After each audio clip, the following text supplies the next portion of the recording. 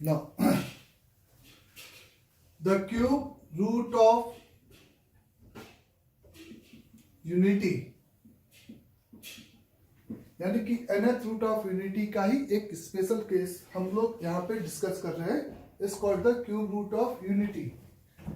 जैसा कि nth root of unity में आप 1 की पावर 1 अपॉन n को कैलकुलेट करते हो, तो यहाँ पे सिंपल सी बात है कि अपन 1 अपॉन 1 अपॉन 3 को कैलकुलेट करेंगे। ऑब्वियस है, अगर आप इसको z कंसीडर करते हो तो आपको z cube is equal to यहाँ पे 1 मिलता है, जिसके आपको 3 रूट्स मिलेंगे जो कि is called the cube root of unity. उस रूट्स को हम आराम से कैलकुलेट कर सकते हैं, दो तरीका होगा।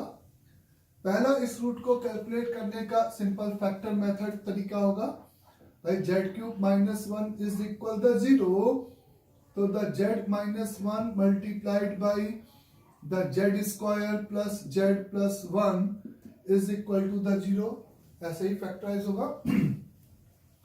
एक रूट ऑब्वियस है z बराबर 1 और बाकी के रूट यहाँ पे minus 1 plus iota the root 3 iota divided by 2, ये आपके 3 रूट हो गए। इसमें से 2 कॉम्प्लेक्स होंगे जो कि कॉन्जुगेट पेयर में अकर करेंगे। ऑब्वियस है, जब आप इस रूट्स को इस आर्गन प्लेन में प्लॉट करोगे तो ये 3 साइडेड रेगुलर पॉलीगन यानी कि इक्विलेटरल ट्रायंगल के वर्टेक्स होंगे, जिसमें से एक रूट आपका 1,0 पे है, एक रूट आपका -1/2 प्लस √3/2 यानी कि इज द सेकेंड क्वाड्रेंट में और दूसरा थर्ड क्वाड्रेंट में है। और ये जो 3 वर्टेक्स को आप मिलाओगे तो ये पक्का यहाँ पे आपका कौन सा ट्रायंगल बनेगा, इक्विलेटरल ट्रायंगल बनेगा। जिसमें से अगर ये इक्विलेटरल ट्रायंगल है तो ऑब्वियस है ये एंगल जो होगा वो इसी वर्टेक्स का डबल एंगल यानी कि कितने के बराबर होगा बच्चे, 2π/3 के बराबर होगा, क्योंकि ये सेंटर पे इस सर्कम सेंटर भी यही पॉइंट होगा इस ट्रायंगल के सर्कम सर्कल का। तो यहाँ पे π/3, तो यहाँ पे 2π/3, तो आप इसको e की पावर आयोटा 2π/3 और इसको इस क्लॉकवाइज रोटेशन से या कॉन्जुगेट से समझ सकते हो इज 2π/3, या this is equivalent to the 4π/3 भी सेम पॉइंट को ही रिप्रेजेंट करेगा। या हम लोग nth रूट ऑफ यूनिटी में जो काम करते थे कि 1 को यूलर फॉर्म में लिखते थे, the z cube is equal to the 1 को लिखते थे द 2k और z की वैल्यू e की power iota 2k divided by 3, जहां पे हम k को any 3 conjugative integer as a consider करेंगे। तो ऑब्वियस है, जब z को आप 0 कंसीडर करोगे, सॉरी k को, तो एक रूट 1, एक रूट e की पावर आयोटा 2π/3, 2 पुट करोगे तो 4π/3, या -1 पुट कर सकते हो तो माइनस का, और ये दोनों एक ही पॉइंट को अगेन मेरा कहना है कि रिप्रेजेंट करेंगे। यानी कि अगर हम complex cube root of unity का नाम देखें तो complex cube root of unity कितने होंगे बच्चे, 2 होंगे। Complex cube root of unity आपके पास कितने मिलेंगे, 2, क्योंकि एक z इज इक्वल टू 1 तो रियल पॉइंट को रिप्रेजेंट यहां पे करेगा। Understand?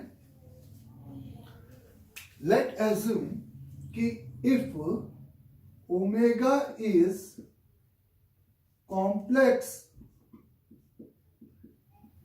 Cube root of unity, अगर भाई 3 पॉइंट फिक्स है जिसमें से मैंने एक नंबर को, एक कॉम्प्लेक्स नंबर को आपने ओमेगा रिप्रेजेंट कर दिया, तो आप अगर यहां पर उसको ओमेगा रख रहे हो तो ये ओमेगा स्क्वायर आपको अपीयर हो रहा है, या आप कहते हैं कि सर ये ओमेगा है तो फिर ये ओमेगा स्क्वायर, क्योंकि अपन फिर डिसाइड तो नहीं कर रहे कि इसमें से किसको आप ओमेगा बोल रहे हो। मैंने केवल यहाँ पे स्टेटमेंट क्या लिखा है, omega is a complex cube root of unity है, तो ये भी हो सकता है और ये भी हो सकता है। अगर ये ओमेगा है तो इसका स्क्वायर तो 8π/3 होगा, अगर इसमें आप 2 पाई ऐड कर दो तो 2 pi plus 2 pi by 3 is equivalent to the किसके बच्चों 8 पाई बाई 3 के बराबर ही हो गया। तो अगर omega is one of the complex cube root of unity है, देन पक्का the other complex cube root of unity is equivalent to the omega square कहलाएगा। अगर ओमेगा आपका एक complex cube root of unity है जो, तो दूसरा रूट आपका कॉम्प्लेक्स जो रूट है वो पक्का ओमेगा स्क्वायर कहलाएगा। आप ये बात यहां से भी फील कर सकते हो कि मैंने -1 प्लस √3 आयोटा डिवाइडेड बाय 2 का अगर मैं स्क्वायरिंग करूंगा तो फिर से वही सेम स्टेटमेंट मैं बोलूंगा कि यहां पर इसको अगर स्क्वायरिंग किया जाए तो ये 1 माइनस का 3 माइनस का 2√3 आयोटा डिवाइडेड बाय 4, तो दिस इज इक्वल -2, यानी कि -1 माइनस √3 आयोटा डिवाइडेड बाय 2 आ जाएगा। यानी कि अगर एक ओमेगा है तो उसका स्क्वायर आपका अदर रूट हो गया। तो यहां पर ओमेगा बेसिकली एक नंबर को रिप्रेजेंट कर रहा है जिसकी वैल्यू अगर इफ आपने प्लस वाली कंसीडर किया है -1 प्लस एक पर्टिकुलर नंबर को हम ओमेगा का नाम दे रहे हैं, तो दूसरा वो पर्टिकुलर नंबर ओमेगा स्क्वायर कहलाएगा। -1 माइनस आयोटा √3 डिवाइडेड बाय 2। ये बात सभी को क्लियर अच्छे से। Now the next point is, अगर हमें ओमेगा का कॉन्जुगेट कंसीडर करना है तो वो पक्का आपका ओमेगा स्क्वायर हो जाएगा। ओमेगा स्क्वायर का कॉन्जुगेट पक्का आपका ओमेगा कहलाएगा। चूंकि 1 ओमेगा और ओमेगा स्क्वायर इसके रूट है तो ओमेगा इसको हमेशा क्या करेगा, सेटिस्फाइड। ओमेगा यानी कि ये पर्टिकुलर कॉम्प्लेक्स नंबर, तो ओमेगा क्यूब की वैल्यू हमेशा यहाँ पे किसके बराबर होगी, 1 के बराबर होगी। तो ओमेगा क्यूब क्योंकि 1 हो गया, तो जैसे हम लोग आयोटा की पावर 4 की वैल्यू 1 हो जाने पर इस इंटीग्रल पावर ऑफ आयोटा के लिए उसको किससे डिवाइड करके बात करते थे, पावर को 4 से डिवाइड करके अपन कंक्लूड करते थे कि वो 4 का मल्टीपल है, कि 4 से डिवाइड करने के बाद रिमाइंडर 1 है कि 2 है कि 3 है कि 4 है, उसके बाद उसको कंक्लूड वहां पे करते थे। तो सिमिलर चूंकि ओमेगा क्यूब की वैल्यू 1 है तो आप मेरे से कह सकते हो कि ओमेगा की पावर n, जहां पे n बिलोंगिंग टू अगर सिंपल एक इंटीजर है, चाहे वो पॉजिटिव में हो चाहे निगेटिव में हो, सिमिलर आयोटा की पावर n देखते थे उसी तरीके से आप फील कर रहे हो। तो ओमेगा की पावर n के लिए अगर n आप कहते हो कि 3 का मल्टीपल नंबर है तो पक्का इसकी वैल्यू 1 के बराबर होगी। मैं फिर से कह रहा हूं कि ये केवल एक एग्जम्पशन है कि प्लस वाला, अगर ये वाला माइनस वाला ओमेगा है तो ये प्लस वाला ओमेगा स्क्वायर है। फिर से n अगर आपका 3 के प्लस 1 के फॉर्म का है तो ऑब्वियस है 3 के आपका 1, तो यहाँ पे ओमेगा बच जाएगा रिमाइंडर 1, यानी कि पावर को 3 से डिवाइड करने पे प्लस में जो रिमाइंडर बचेगा वो आपको वैल्यू डिफाइन कर देगा।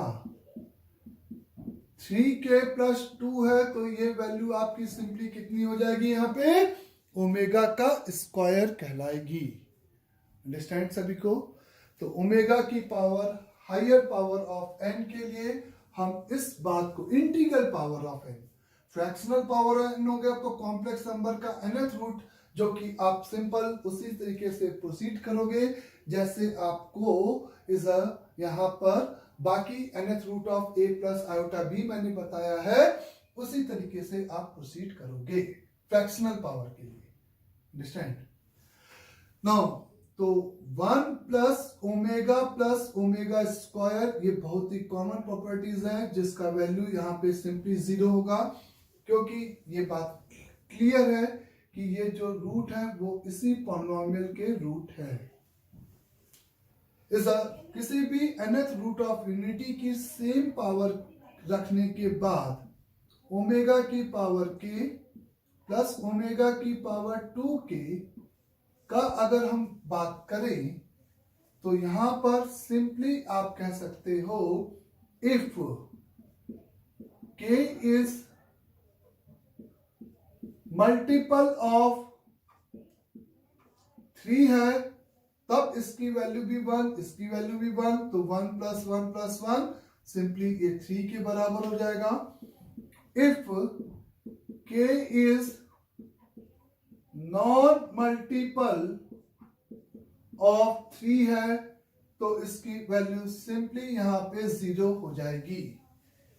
ये वही कि is the nth root of unity में सेम पावर रेस करने वाली कहानी है कि वो n का मल्टीपल है कि n का मल्टीपल नहीं है। अंडरस्टैंड यहां तक सभी को ये स्टेटमेंट भी अच्छे से। इसके अलावा फिर अगर आपको कहा जाए कि 1 प्लस ओमेगा स्क्वायर 0 हो गया, एक ये चीज 0 हो गई, no is a square plus b square plus c square minus ab minus bc minus ca को एक तो हम लोग अभी तक यही लिखते आए थे half whole multiplied by a minus का b का whole square plus b minus c का whole square plus c minus a का होल स्क्वायर। अब इसी को हम एक और, ये फैक्टराइज नहीं था इसका, ये सम ऑफ द परफेक्ट स्क्वायर में लिखने की कहानी थी। अब इसको तुम एक और चीज बोल सकते हो कि this is equivalent to the a plus B omega plus C omega square is simple multiplied by इसी का कॉन्जुगेट। मतलब a प्लस ये ओमेगा ओमेगा स्क्वायर किसी के साथ भी लगा सकते हो, इट्स नॉट नेसेसरी कि ए बी सी में, ए बी सी तो इंटरचेंजेबल हो ही सकते हैं, कॉमन सेंस की बात है। तो B omega square plus C omega, और ये सिंपल एक ऑब्जर्वेशन है कि जब आप इन दोनों फैक्टर को यहां पे मल्टीप्लाई करोगे तो आपको सेम एक्सप्रेशन मिलेगा। ए स्क्वायर मिलेगा, बी स्क्वायर के ओमेगा क्यूब हो गया तो यहां से आपका ओमेगा क्यूब 1 हो गया, इसको मल्टीप्लाई करोगे ओमेगा क्यूब मिलेगा, वो भी 1 हो जाएगा। ए बी के साथ ए जब इससे मल्टीप्लाई होगा तो आप देखोगे आपको सेम एक्सप्रेशन यहां पर मिलेगा। तो ये चूंकि ए बी सी, आप ध्यान देना मेरी बात, अगर A B C is a simple एक रियल नंबर्स हैं तो a plus B omega plus C omega square, अगर a b c आपके रियल नंबर है तो दिस स्क्वायर इज का होल स्क्वायर, यानी कि उस केस में ये प्योर इसका कॉन्जुगेट हो गया, तो इसका मल्टीप्लीकेशन इसके मॉड का होल स्क्वायर और इसके मॉड का होल स्क्वायर, यानी कि यही एक्सप्रेशन आपको यहां पर मिलेगा। A square plus B square plus C square minus का ए बी माइनस का बी सी माइनस का सी ए। लेकिन ऐसा हम कब लिख रहे हैं? जब ए बी सी सिंपली यहां पर क्या है? रियल नंबर है। ए बी सी सिंपली यहां पर कितने हैं? क्या है? रियल नंबर है। तो एक इंपॉर्टेंट ये वाली बात है कि integral power of N of omega. दूसरी, ओमेगा इज सिंपली एक सिंबल है, आइदर प्लस या माइनस। अगर प्लस वाले को ओमेगा लिख लिया है तो माइनस वाला सिंपली आपका क्या बन जाएगा? Omega square. अंडरस्टैंड यहां तक? उसके अलावा इज अ वो क्वाड्रेटिक, इफ अगर हम कहें कि a quadratic whose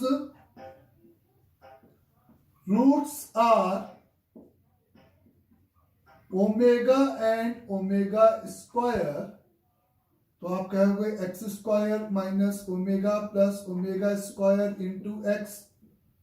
plus 1 is equal to 0, क्योंकि दोनों का मल्टीप्लाई ओमेगा क्यूब आप 1 लिख दोगे, ओमेगा प्लस ओमेगा स्क्वायर आप -1 छाप दोगे, तो x square plus x plus 1 is equal to 0। इस ट्राइनोमियल के सिंपल से दो रूट कहलाएंगे, ओमेगा और ओमेगा स्क्वायर, और ओमेगा यानी कि वही -1 प्लस आयोटा √3/2 या -√3/2। तो जिस प्रॉब्लम में बेसिकली ये पर्टिकुलर कॉम्प्लेक्स नंबर अपीयर होता है, उस कॉम्प्लेक्स नंबर को ओमेगा कंसिडर करने पर वो प्रॉब्लम बहुत आसानी से फील हो जाता है। ये बात सभी को क्लियर स्टेटमेंट? जैसा कि आपको इस क्वाड्रेटिक का रूट अगर ये है, और अगर मैंने आपसे कहा कि x square minus x plus 1 बराबर 0 के रूट क्या होंगे, तो आप सिंपल सी बात कहोगे कॉम्प्लेक्स रूट होंगे। अगर वो रूट आपको ऑप्शंस में ओमेगा के टर्म में लिखने हैं, तो चूंकि x की जगह पे -x रख दें तो यही क्वाड्रेटिक मिलेगी। तो उस क्वाड्रेटिक के रूट पर्टिकुलर ओमेगा और ओमेगा स्क्वायर जो कि complex cube root of unity है, तो इस क्वाड्रेटिक के जो रूट होंगे वो माइनस का ओमेगा और माइनस का सिंपली ओमेगा स्क्वायर हो जाएगा। यानी कि सिंपली यहां पर ट्रांसफॉर्म किया आपने, -x को नया t माना, तो the T square plus T plus 1 बराबर 0 के रूट ओमेगा और ओमेगा स्क्वायर है। तो ये आपकी t का वैल्यू हो गया, तो t यानी कि x की वैल्यू माइनस ओमेगा और माइनस ओमेगा स्क्वायर हो गए हैं। अंडरस्टैंड यहां तक भी सभी को अच्छे से? ये कॉन्सेप्ट की इस क्वाड्रेटिक का बात होगा तो ऐसा, अगर परफेक्ट क्यूबिक की बात होगी तो उसके रूट 1 ओमेगा और ओमेगा स्क्वायर अपन कंसीडर करेंगे। अब वो कुछ प्रॉब्लम में हम लोग देखते हैं।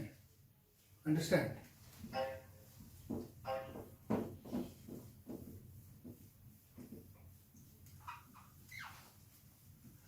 बस इस पर्टिकुलर कॉम्प्लेक्स नंबर को ओमेगा नाम दे देने से क्या फायदा होगा? सबसे पहले बेसिक क्वेश्चंस कर रहे हैं। ओमेगा की पावर 2000, वेयर ओमेगा इज इस पूरे लेक्चर में omega is represent the complex cube root of unity को रिप्रेजेंट ओमेगा कर रहा है। तो ओमेगा की पावर 2000, तो 2000 को आप किससे डिवाइड करोगे? 3 से। तो रिमाइंडर कितना बचेगा यही देखना है आपको। तो अगर यहां पर यहां पे सिंपली 2000 से डिवाइड किया, 6 3 18, 6 3 18, 6 3 18, रिमाइंडर 2 बच गया। तो चूंकि रिमाइंडर 2 बच गया है, तो is equivalent to the omega square. Omega की पावर 195 लिखा है, तो आप मेरे से कहोगे कि माइनस का 195 और माइनस का 195 इज अ मल्टीपल ऑफ 3 है, इज अ मल्टीपल ऑफ 3 है, तो इसकी वैल्यू पक्का 1 हो जाएगी। ओमेगा की पावर माइनस का 200 है, तो जब आप 200 को डिवाइड करोगे तो रिमाइंडर 2 बचेगा प्लस में, लेकिन -200 को 3 से डिवाइड करोगे तो रिमाइंडर -2 बचेगा, तो प्लस में कितना बचेगा? 1, तो इसकी वैल्यू सिंपली ओमेगा कहलाएगी। नाउ अगर आपको एग्जामिनर ने दे रखा है कि -1 प्लस आयोटा √3 डिवाइडेड बाय 2 की value 2000 plus -1 plus iota √3 upon 2 की वैल्यू इज 2001, इनका सम की वैल्यू बताओ। तो मेरा कहना है कि अभी तक हम लोग ऐसे ही कर रहे थे कि इसको e की पावर में लिख रहे थे और उस तरीके से प्रोसीड कर रहे थे। अगर ये कॉम्प्लेक्स नंबर आपको जैसे ही अपीयर हुआ -1 प्लस आयोटा √3/2 या -1 प्लस आयोटा √3/2, जो भी कहो, ये माइनस कर लेते हैं क्वेश्चन में थोड़ा सा। ये माइनस कर लिया है। तो आप इसमें से एक को लेट एज्यूम कि सिंपल ये आपको complex cube root of unity का ही एक मेंबर है, तो आपने इस कॉम्प्लेक्स नंबर को यहाँ पे सिंपली ओमेगा नाम दे दिया, जिसका कॉन्जुगेट अपने आप ओमेगा स्क्वायर हो गया है। तो ये आपका ओमेगा की पावर 2000 प्लस ओमेगा स्क्वायर की पावर 2001 ऐसा लिखोगे। ओमेगा की पावर 2000 तो रिमाइंडर 2, तो ये ओमेगा स्क्वायर के इक्विवेलेंट।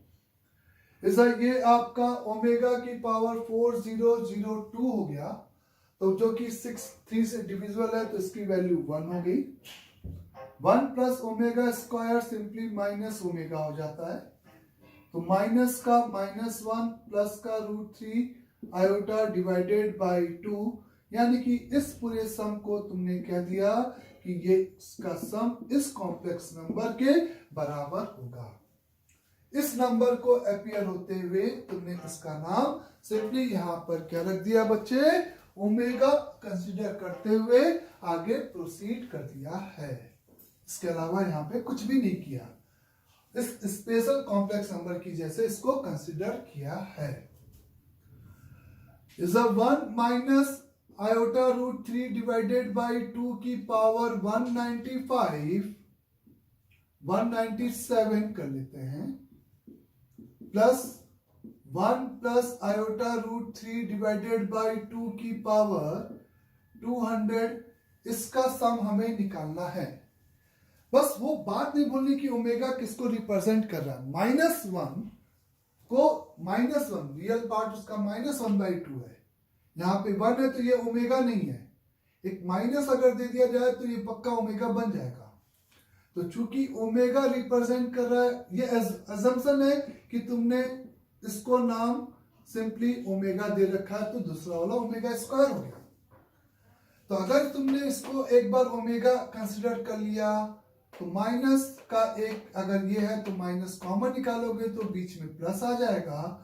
तो बच्चे ये अगर ओमेगा के टर्म में ये कौन सा कॉम्प्लेक्स नंबर लिखा है, तो तुम कहोगे कि ये कॉम्प्लेक्स नंबर माइनस का ओमेगा लिखा हुआ है।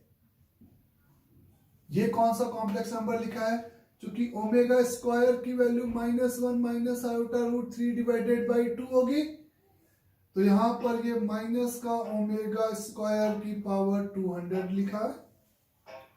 197 को 3 से सिंपली डिवाइड किया तो 18, 17, 15 तो 2 आया, तो यानी कि आप यहाँ पे एक तो पहले माइनस की पावर ऑड है तो वो माइनस देगा, ओमेगा की power 197 is equal to the minus का ओमेगा स्क्वायर होगा। फिर यहाँ पे अगर आप मेरे से बात करते हो कि ये क्या लिखा है माइनस ओमेगा स्क्वायर, तो माइनस यहाँ पे प्लस हो जाएगा क्योंकि इवन पावर है। 400 को सिंपली अगर आप यहाँ पर 3 से डिवाइड करते हो तो रिमाइंडर आपका कितना बच जाएगा, 1 बच जाएगा। तो ये आपका प्लस में ओमेगा लिखा है। तो ये ओमेगा स्क्वायर की जगह पे जो असम्पशन है वही वैल्यू रखना है। -1 माइनस का आयोटा √3/2 और माइनस का 1/2 प्लस आयोटा का √3 डिवाइडेड बाय 2। ये बात सभी को क्लियर हुई अच्छे से। तो यहां पर आप कह सकते हो कि प्लस का 1/2 मर जाएगा और ये जुड़ जाएगा, तो ये √3 आयोटा सिंपल इसका आंसर हो जाएगा। अंडरस्टैंड सभी को। तो इस कॉम्प्लेक्स नंबर या इससे मिलते जुलते कॉम्प्लेक्स नंबर को ओमेगा लिख देने से उसको हमें यूलर फॉर्म में लिखने की जरूरत नहीं पड़ती है अगर ऐसा कोई कॉम्प्लेक्स नंबर है। तो सिंपली अगर आपको मैंने पूछा कि √3 प्लस आयोटा डिवाइडेड बाय 2 की पावर इज 2197 को आप सिंप्लीफाइड करके बताओ, तो आप यहां पर क्या देखें कि ये आपका आयोटा √3 के साथ होना चाहिए। तो यहां से आपने आयोटा को कॉमन निकाला, इस बेस को लिखा ओमेगा बनाने के लिए, ऐसा सोच रहे हो, minus iota √3 plus 1 divided by 2 की होल पावर 2197। ये आपका, अब आपको यहाँ पे +1 की जगह रियल पार्ट में -1 चाहिए था, तो आपके पास जुगाड़ है माइनस ओमेगा का। आपने ओमेगा डिफाइन कर लिया कि मैं -1 प्लस आयोटा √3/2 को ओमेगा लिखूंगा। तो ये ब्रैकेट का कॉम्प्लेक्स नंबर आपका क्या कहलाएगा? अगर आप देखो तो इसमें से माइनस कॉमन निकालोगे तो यहाँ पे बीच में प्लस हो जाएगा। तो ये आयोटा की पावर 2197 और माइनस ओमेगा की पावर, सभी को समझ में आया माइनस ओमेगा, क्योंकि प्लस वाले को ओमेगा दिया है, तो माइनस ओमेगा की पावर 2197। 2197 को 4 से डिवाइड करेगा तो 4 18 हो गया, 6 30 होगा 37, तो रिमाइंडर 1, तो एक आयोटा बच जाएगा बच्चे। माइनस की पावर ऑड तो माइनस आ जाएगा। ओमेगा की पावर 2197 के लिए इसको 3 से डिवाइड करेगा तो रिमाइंडर प्लस में 1 बचेगा, तो उसकी वैल्यू ओमेगा बच जाएगी। यानी कि सिंपल माइनस आयोटा, फिर से जो एजम्पशन था, एज्यूम किया था जिस नंबर को ओमेगा, उन दो में से किसी को भी एक ओमेगा नाम दे सकते हैं, तभी हम वो प्रॉपर्टीज अप्लाई करेंगे। तभी वो प्रॉपर्टीज हम यहाँ पर सिंपली अप्लाई करेंगे और इसकी वैल्यू माइनस माइनस प्लस, तो प्लस का आयोटा, आयोटा स्क्वायर तो प्लस का √3 इज डिवाइडेड बाई 2, तो √3 plus iota whole divided by 2, ये आपका इसका आंसर हो गया है। तो ये एक कॉन्सेप्ट है सिंपल, इज किसी कॉम्प्लेक्स नंबर की पावर को, is the integral power of n को डिस्क्राइब करने का सिंपल सा एक तरीका है। अंडरस्टैंड पहली बात सभी को अच्छे से।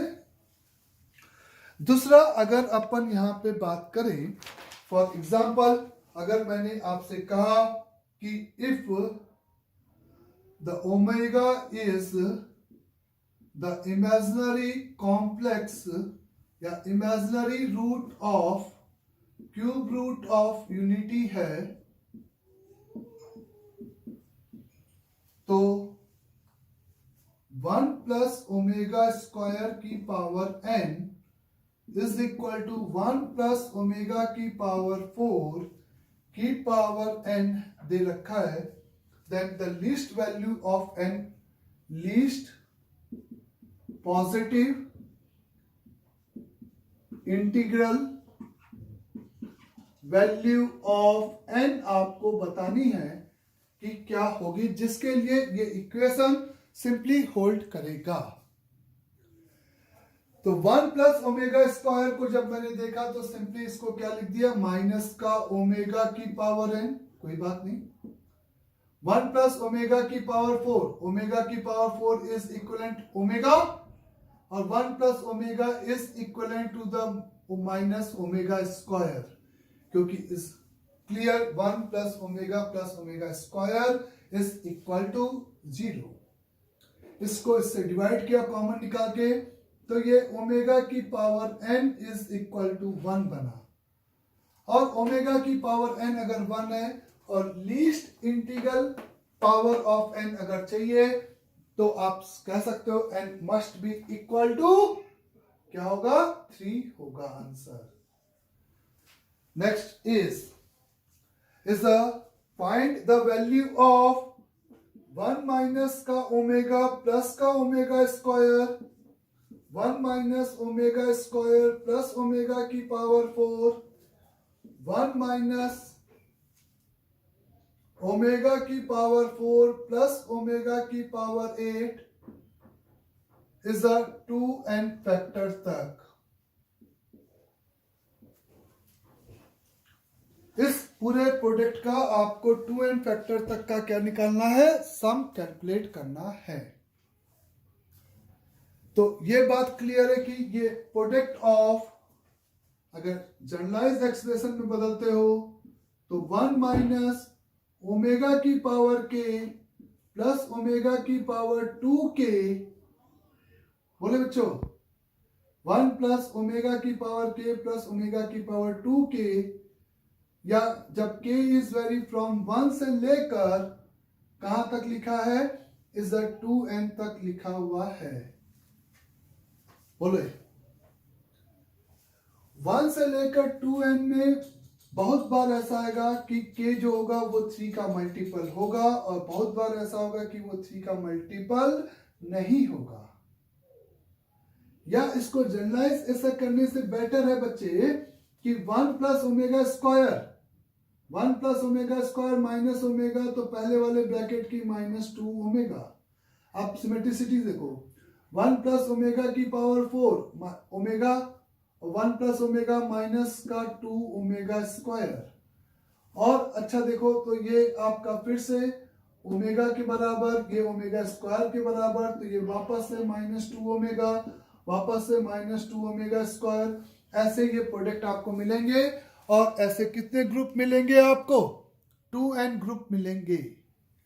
अगर वो 2n ग्रुप में आप n ग्रुप बनाओ, ऐसा कंबाइंड करके माइनस माइनस मर जाएगा, तो 4 की पावर n आ जाएगा, 4 की पावर n आ जाएगा बच्चे, मतलब 4 कितनी बार? n बार, तो 4 की पावर n इसका आंसर हो जाएगा, क्योंकि ओमेगा और ओमेगा स्क्वायर आपका सिंपली वहां पे 1 होगा।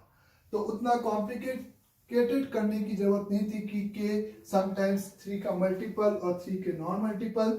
सीधे सीधे उसी पैटर्न को पकड़ा तो हर ब्रैकेट की वैल्यू सेम आने लगी, रिपीट करने लगी। Next problem is if